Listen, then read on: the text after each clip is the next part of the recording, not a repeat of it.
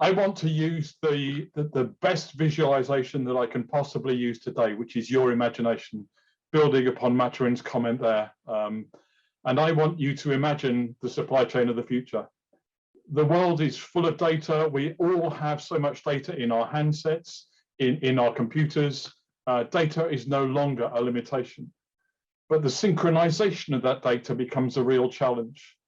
And many supply chains have failed, particularly as we journeyed through COVID and journeyed through the impact of world events going on right now, to a world where we see empty shelves and we see shortages and we see surpluses and we see products being thrown away and people desperate to get hold of key materials, silicon chips being a good example at the moment.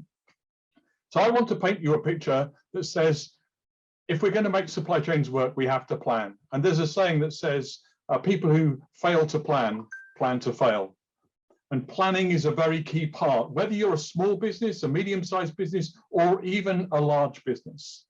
Martin Christopher, who's a professor of supply chain, made this comment many years ago now. He said, in the 21st century, companies will not compete on products and prices.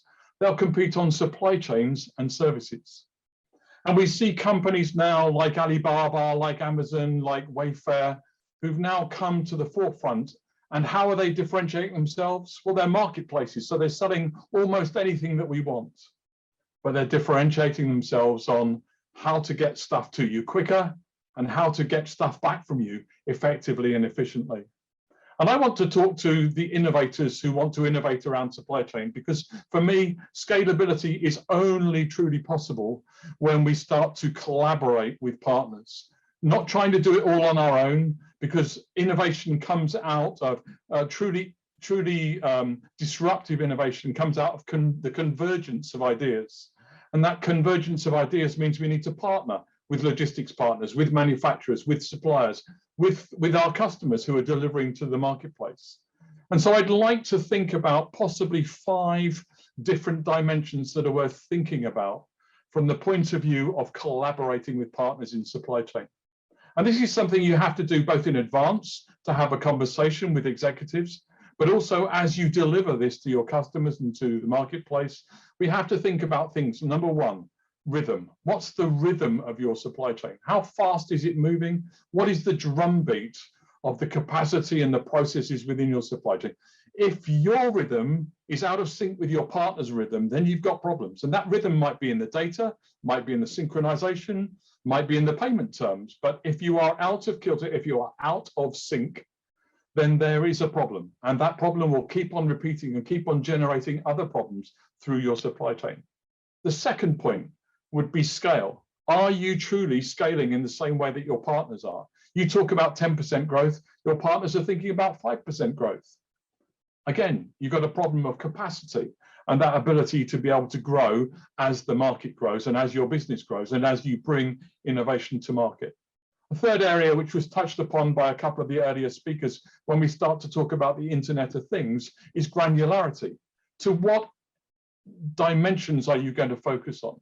Is it by the minute? Is it by the second? Is it by the nanosecond?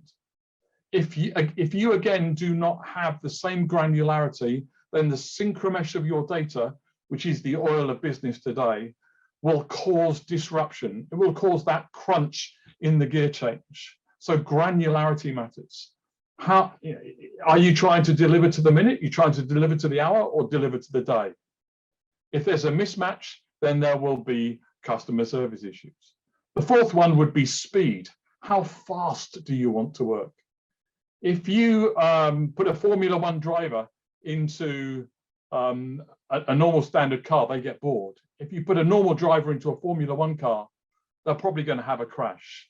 So speed matters. And the final one is visibility. Visibility, we need to work out how far we need to see to be able to respond to the data and the information that flows through our supply chains. So if we want a plan that is going to help us to collaborate with our partners and exceed our customers' expectations and deliver a profitable, feasible, flexible plan that is resilient, then we need to collaborate together, considering rhythm, scale, granularity, speed, and visibility. Thank you. Looking forward to the conversation as we take the discussion forward.